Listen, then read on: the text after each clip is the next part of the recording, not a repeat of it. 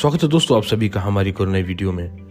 दोस्तों, जब पाकिस्तान रेलवेज और इंडियन रेलवेज की चर्चा होती है तो इंडियन पाकिस्तान मैच जैसा ही जुनून देखने मिलता है। और हो भी क्यों ना, दोनों ही देशों में कई समानताएं हैं। एक तरफ भारतीय रेलवेज दिन प्रतिदिन दिन दुना रात चौगुना तरक्की कर रहा है। गर्व है हमें भारतीय रेलवेज पर और भारतीय होने पर पड़ोसी मुल्क पाकिस्तान का रेलवेज भी अच्छी खासी फैन फॉलोइंग रखता है और विकास भी करता। पर अव्यवस्था की मार और पाकिस्तान रेलवेज के रूखे रवैया की वजह से एक जमाने की जबरदस्त और आज खस्ता हाल तकनीक की वजह से बुरे हाल में जा चुकी है पाकिस्तान रेलवेज। आज के समय देश के विकास में जितना योगदान है डीजल लोकोमोटिव्स का, उससे थोड़ा ज्यादा है इलेक्ट्रिक लोकोमोटिव्स का। वहीं पाकिस्तान रेलवेज भी आराम से इलेक्ट्रिक लोकोमोटिव्स हायर करके विकास के नए पथ तलाश सकती थी। अब देखा जाए तो इलेक्ट्रिक लोकोस खरीदना काफी महंगा है, वहीं डीजल लोकोस काफी सस्ते पड़ जाते हैं। अनुमान के मुताबिक इंडियन रेलवेज में इस्तेमाल किए जाने वाले इलेक्ट्रिक लोकोमोटिव WEP7 की कीमत लगभग 15 करोड़ रुपीस है। वहीं दूसरी तरफ दमदार WDP4 या WDG4 जैसे ताकतवर डीजल लोकोमोटिव्स मात्र 12 करोड़ में आ जाते हैं। यहाँ इनकी प्रोडक्शन कॉस्ट की बात की जा रही है। इसके अलावा इलेक्ट्रिक केबल्स बिछाने में जो खर्चा आता है और इसके मेंटेनेंस में जो खर्चा आता है वो इस सब के ऊपर है। ऐसा नहीं है कि पाकिस्तान रेलवेज ने इलेक्ट्रिक लोकोस खरीदने या इलेक्ट्रिफिकेशन की कोई कोशिश नहीं की। अपनी डीजल की जरूरत के लिए गल्फ कंट्रीज पर डिपेंड होना पाकिस्तान को पसंद नहीं था। इसलिए फाइनली अप्रैल 2009 में पाकिस्तान रेलवेज में पहली बार लाहौर से खानेवाल के बीच इलेक्ट्रिक लाइन बिछाई गई। शुरू में इस ट्रैक पर दौड़ने के लिए 16 लोकोस इंपोर्ट किए थे। समय के साथ ये रूट डबल लाइन तो कर दिया गया, मगर इलेक्ट्रिफिकेशन केवल एक तरफ की लाइन में था, जो एक समस्या पैदा करता था। लाहौर से खानेवाल तक के स्ट्रेच में लोकोस अच्छा परफॉर्म कर रहे थे। ये सारे इलेक्ट्रिक लोकोमोटिव्स 3000 हॉर्स पावर की ताकत क्षमता वाले थे। अपनी इंडियन रेलवे से कंपेयर किया जाए तो WAM3 के जमाने के थे लोकोमोटिव्स, क्योंकि WM4 और इसके ऊपर सारे लोकोमोटिव 3000 हॉर्स पावर से ज्यादा ताकत क्षमता के थे। खैर, रेल लाइन तो बिछ जाती है, लोकोस भी पैसेंजर और गुड्स ट्रेन को हॉल करना शुरू कर देते हैं।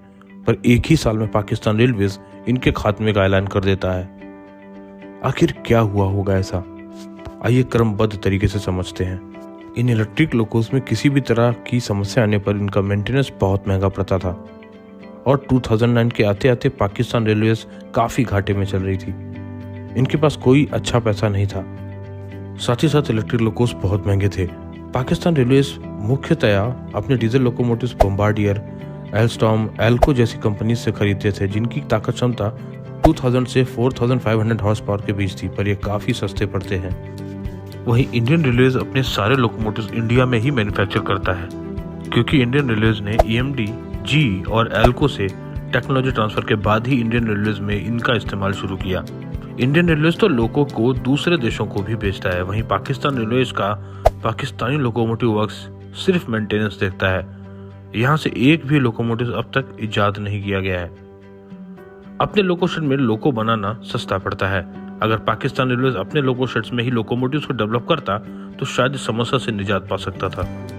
फिर पाकिस्तान रेलवेज ने चाइना से 59, 2000 और 3000 हॉर्स पावर वाले लोकोमोटिव्स खरीदे, जिनमें आए दिन समस्या आती है। इतना ही नहीं, इनमें से 16 लोकोमोटिव तो डिलीवरी के टाइम ही खराब पाए गए। इन सारी समस्याओं से जूझता पाकिस्तान रेलवेज आखिर क्या करता। फिर ऊंचे दामों से ultimately American locomotive works company से लोकोमोटिव खरीदना पड़ा इन्हें। इन्हीं सब कारणों की वजह से, अपनी कमजोर पड़ चुकी फाइनेंशियल कंडीशंस की वजह से पाकिस्तान रेलवेज ने इलेक्ट्रिक लोकोमोटिव्स को खरीदना पहले तो बंद कर दिया। जिन प्राइवेट कंपनीज को OHE बिछाने का टेंडर दिया गया था, उन्हें भारी समस्याओं का सामना करना पड़ा। गौरतलब है, OHE में कॉपर और कंडक्टर्स की आवश्यकता पड़ती है, पर जब कंपनीज OHE बिछाने जाती तो ये केबल्स और ये कंडक्टर्स चोरी कर लिए जाते। एक रिपोर्ट के मुताबिक अगर 100% मटेरियल की सप्लाई की गई है तो इसमें 75% चुरा लिया जाता था। अब इन सारी समस्याओं के अलावा भी पाकिस्तान रेलवेज को और कई समस्याओं का सामना करना भी तो बाकी था। जैसे OHE में कंटिन्यूअस पावर सप्लाई देना था और जगह जगह करंट को मेंटेन करने के लिए सबस्टेशंस भी बनाने थे। बहुत सारा खर्चा। इन सारी चीज़ों से निजात पाके कहीं तब जाके electric locomotive successfully Pakistan railways के ट्रैक पर चल पाते। इन सब के अलावा एक और समस्या थी, डबल लाइन में सिर्फ एक तरफ की लाइन का ही इलेक्ट्रिफिकेशन हुआ था, जिससे ट्रेन जिस रूट पे जाती या तो उसको उसी दिशा में उल्टा वापस लाया जाता या फिर किसी और ट्रेन में पीछे अटैच करके एज अ डेड लोकोमोटिव उसको वापस से उस लाइन पर लाया जाता जहां से वो ऑपरेट कर सकता। इसमें हमें अपनी इंडियन रेलवेज को क्रेडिट देना चाहिए। यही कारण कि आज हमारी इंडियन रेलवेज कम कीमत पर तेज रफ्तार ट्रेन ऑपरेट कर रही है। अगर इंडियन रेलवेज टाइम पर इलेक्ट्रिक लोकोस को न लाती तो ना ही गतिमान होती, ना ही भोपाल शताब्दी की 150 की रफ्तार और ना ही वंदे भारत। अब आप में से बहुत लोग ये सवाल पूछ सकते हैं कि डीजल लोकोमोटिव्स भी तो तेज चल सकते हैं। हाँ बिल्कुल, डीजल लोकोमोटिव्स बिल्कुल तेज चल सकते हैं। 1 नवंबर 1987 को दुनिया की सबसे तेज डीजल ट्रेन चली थी जिसने 238 किलोमीटर पर आवर की रफ्तार पकड़ी थी, है ना तेज। पर वहीं देखा जाए तो इलेक्ट्रिक ट्रेन शिंकानसेन ने तो 1964 में ही 300 किलोमीटर पर आवर की स्पीड को पार कर लिया था। इलेक्ट्रिक टेक्नोलॉजी पर आधारित ट्रेन ज़्यादा दमदार होती हैं। इलेक्ट्रिक लोकोज कम आकार के होकर भी अच्छी खासी ताकत जनरेट कर सकते हैं। इसके साथ आप लोगों के लिए एक छोटा सा सवाल, क्या आप बता सकते हैं इंडियन रेलवेज का सबसे शक्तिशाली डीजल लोकोमोटिव कौन सा है? आपके जवाब का इंतजार रहेगा। तो खैर ये थे कुछ कारण जिस वजह से पाकिस्तान रेलवेज ने इलेक्ट्रिफिकेशन के प्लान को पूरी तरह से ड्रॉप कर दिया और आज भी पाकिस्तान रेलवेज में मात्र डीजल लोकोमोटिव इस्तेमाल होते हैं। तो फिलहाल दोस्तों इस वीडियो में इतना ही। आशा करता हूँ वीडियो में दी गई जानकारी आपको अच्छी लगी होगी और वीडियो पसंद आया होगा। अगर ये वीडियो पसंद आया तो इसे लाइक करें, चैनल में नए हैं तो सब्सक्राइब जरूर से कर लें। मैं जल्दी मिलता हूँ अपने किसी और वीडियो केस स्टडी किसी जर्नी के साथ। तब तक के लिए जय हिंद, जय भारत दोस्तों।